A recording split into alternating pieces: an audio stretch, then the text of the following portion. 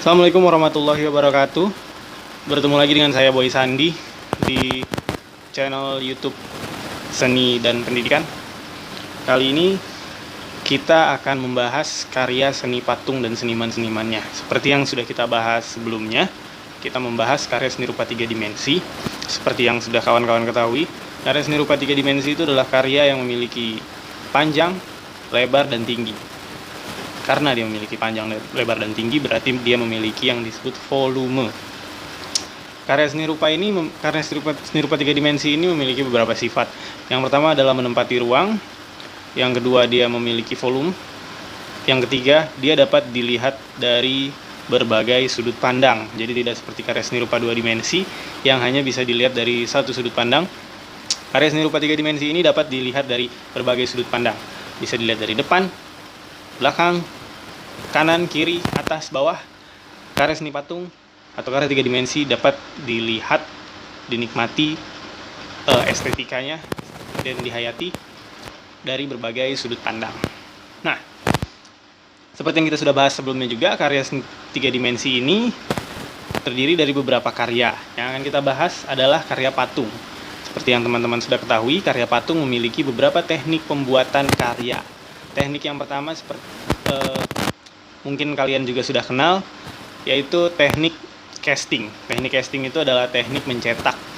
Jadi sudah ada cetakannya, kemudian dituangkan cairan, kemudian cairannya mengeras mengikuti bentuk cetakan, kemudian cetakan dilepas dan akhirnya itu menjadi sebuah karya patung. Yang kedua adalah teknik subtraktif. Teknik subtraktif itu adalah teknik dengan cara mengurangi bahan. Jadi teknik ini adalah teknik pengurangan bahan. Bisa jadi itu dipahat, bisa itu dipotong, digergaji, sudip, dan segala macamnya. Yang penting dia ada sebuah benda, kemudian dikurangi sampai dia menemukan bentuk yang diinginkan oleh si senimannya itu. Jadi ada dua teknik, pertama subtraktif, yang kedua adalah teknik casting. Ada dua teknik pembuatan patung tambahan, yaitu adalah teknik constructing atau modeling. Teknik constructing ini adalah teknik membangun. Jadi kita buat bagian-bagian yang terpisah. Biasanya karya ini berbentuk karya monumental, karena karya yang besar. Kemudian dibuat pecahan-pecahannya. Kemudian untuk membuat karyanya harus dipasang satu-satu, dibangun satu-satu. Nah, ada teknik yang keempat, yaitu teknik assembling. Teknik assembling ini adalah teknik merakit. Biasanya hampir beda tipis dengan karya constructing, tapi bedanya biasanya assembling ini biasanya kita mencari bahan-bahan yang sudah jadi. Bahan yang sudah jadi kemudian digabung.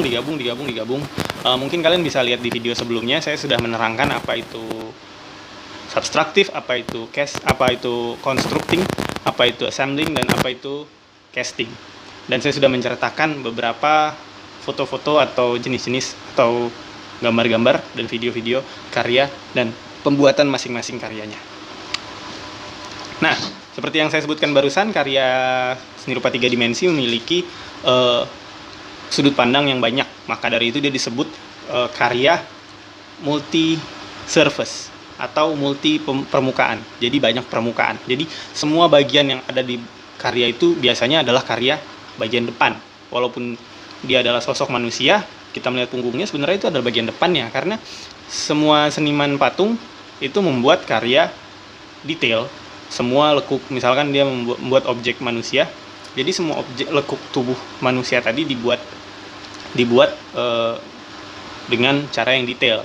Maka dari itu kita bisa menjadikan semua bagian dari karya itu adalah bagian depan. Saya harap kalian mengerti di bagian itu.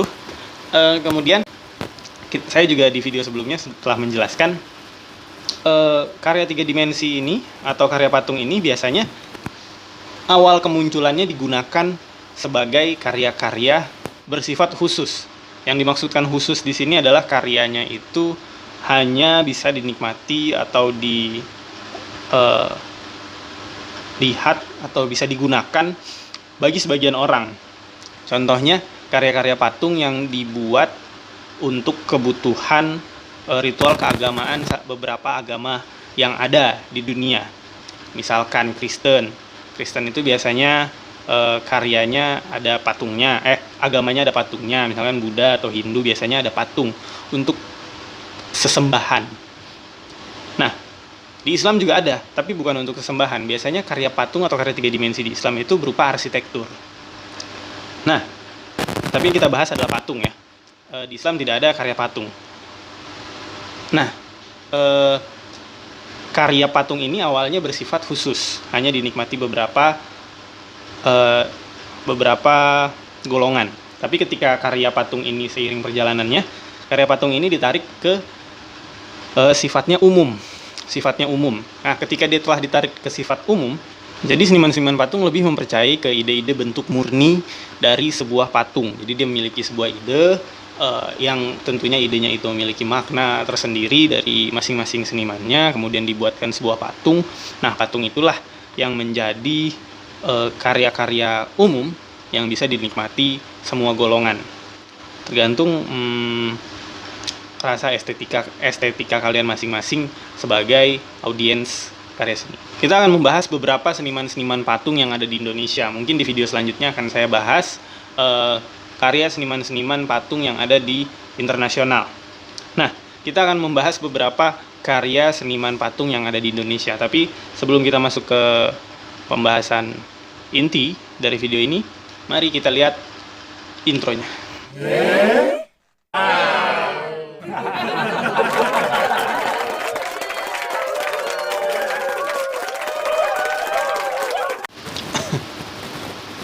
Nah,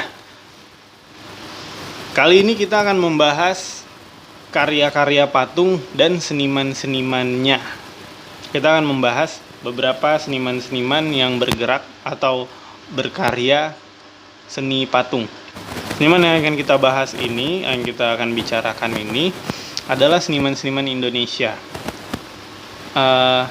Ada 3 orang seniman yang akan kita bahas. Biasanya kalau di video-video sebelumnya saya menjelaskan tentang aliran-aliran dalam berkarya.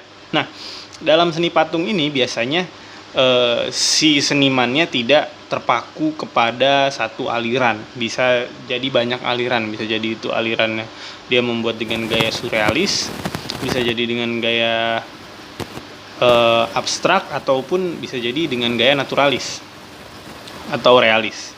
Nah, selain itu juga biasanya karya seniman-seniman patung ini tidak bergerak pada satu dimensi karya.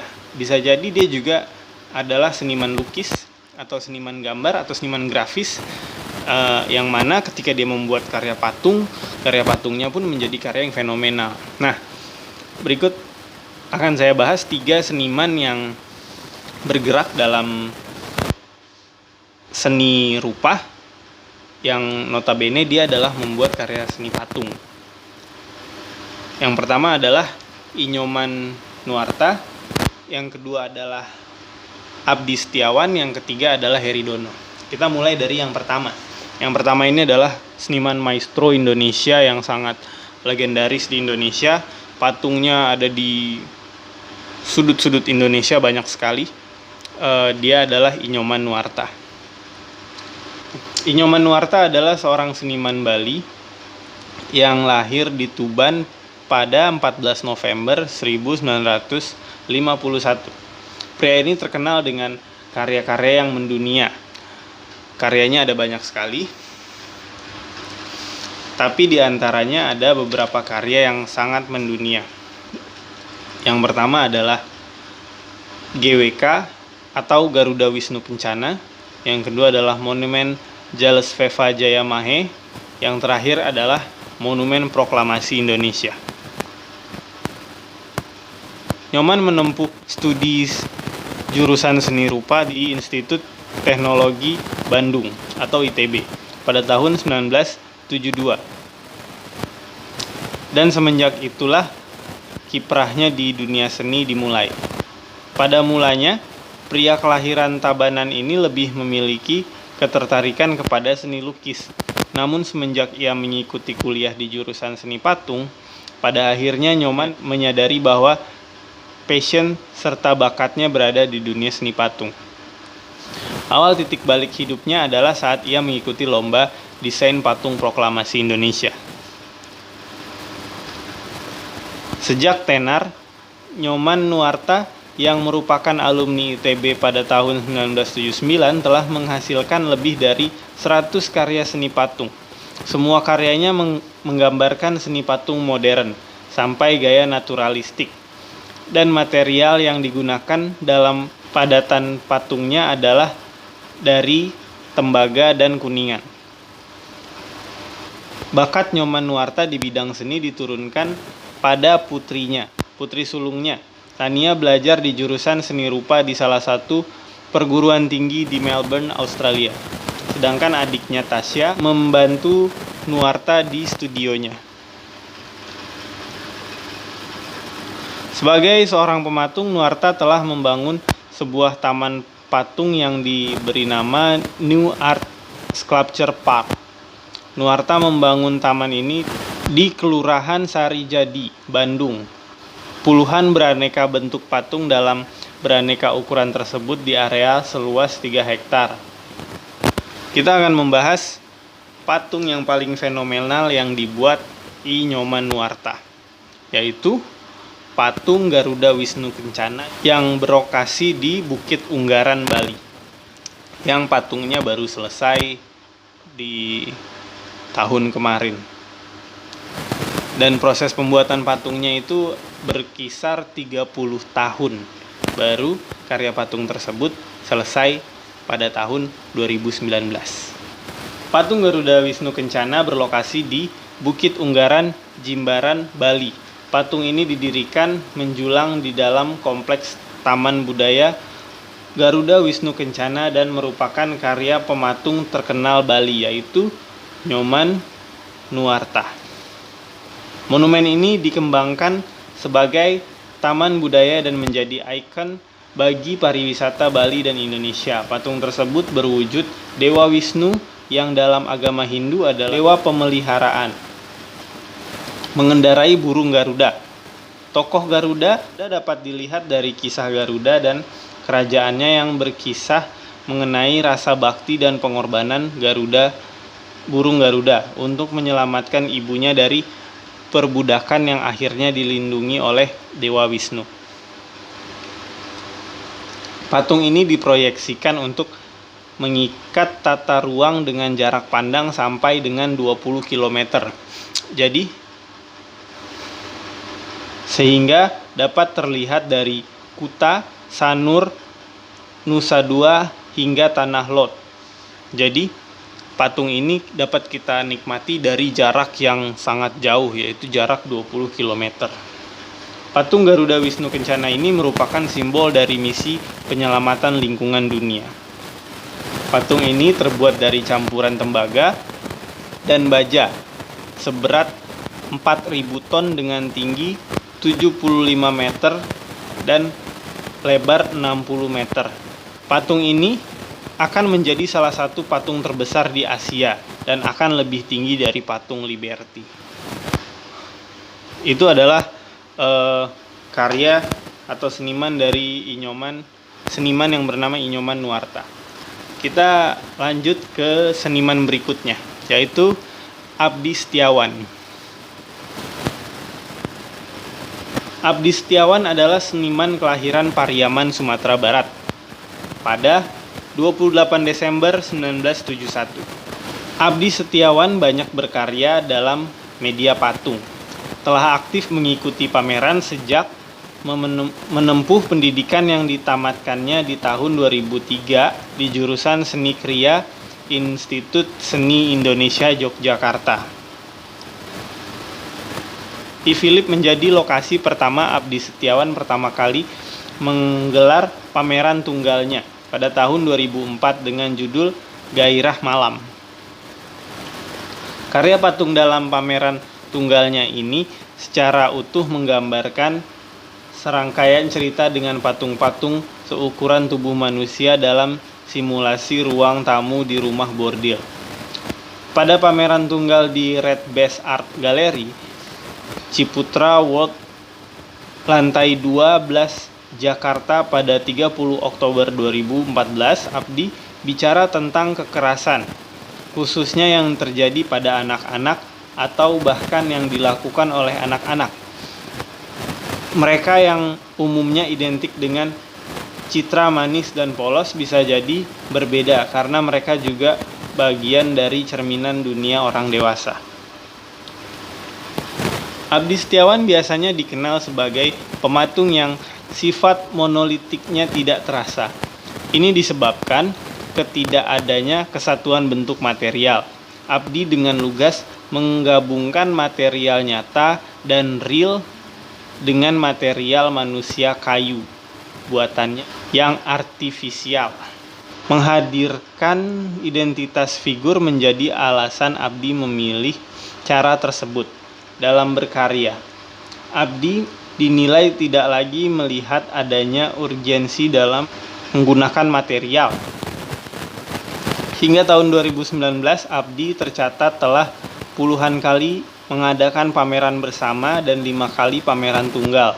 2 di antaranya pameran tunggal digelar di Belgia dengan tajuk New Sculpture and Ander Simons Gallery No, dan di Belanda dengan judul New Sculptures di Matis Gallery Amsterdam. Abdi juga salah satu finalis Philip Morris di Art Award tahun 2001. Mari kita lanjut ke seniman terakhir, yaitu seniman yang paling nyentrik dengan karyanya, yaitu seniman yang bernama Heri Dono. Heri Dono ini bukan hanya seniman patung, tapi juga dia adalah seniman yang terkenal dengan karya lukisnya, yang sangat memiliki karakter kuat dalam karyanya. Biasanya karyanya itu berupa objek-objek perwayangan. Heri Dono adalah seorang seniman patung dan lukis yang sekarang berbasis di Yogyakarta, Indonesia. Semenjak kuliah di Institut Seni Indonesia di Yogyakarta dan memenangkan penghargaan lukisan terbaik 2 kali pada tahun 1981 dan 1985, karirnya terus menanjak ke berbagai pameran kelompok maupun tunggal di seluruh penjuru dunia. Media yang digunakan beraneka ragam, tetapi pilihannya sering terjatuh pada karya seni 3 dimensi yang menggunakan material-material sehari-hari dan berteknologi sederhana. Di dalam figur-figur yang muncul pada karyanya seringkali dilihat pengaruh wayang kulit.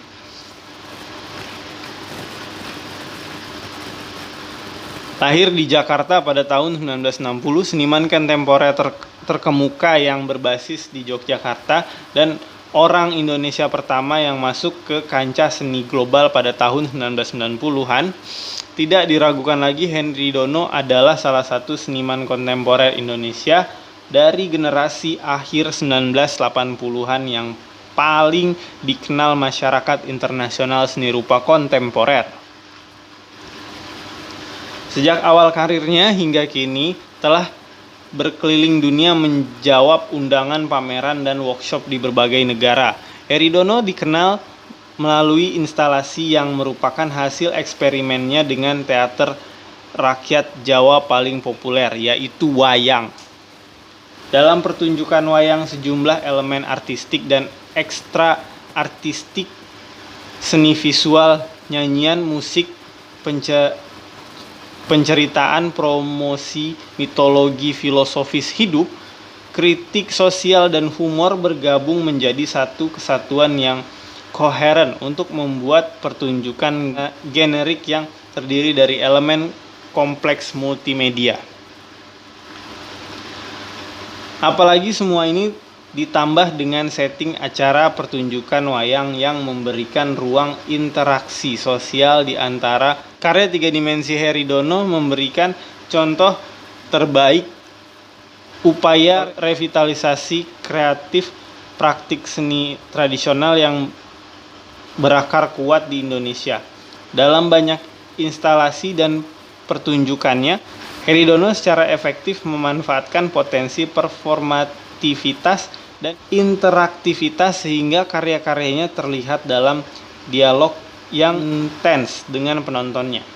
Dalam lukisannya, Heridono memanfaatkan deformasi liar dan fantasi bebas yang memunculkan karakter cerita wayang. Pas Heridono selalu diisi dengan karakter yang sangat mencengangkan dari kisah-kisah fantastis dan absurd. Dalam semua ini, Heridono terkadang menyisipkan komentar kritik sendiri terhadap isu-isu sosial politik di Indonesia dan luar negeri. Nah, itu adalah sekilas tentang karya-karya dan seniman-seniman Indonesia yang bergelut di bidang karya seni rupa 3 dimensi atau patung. Nah,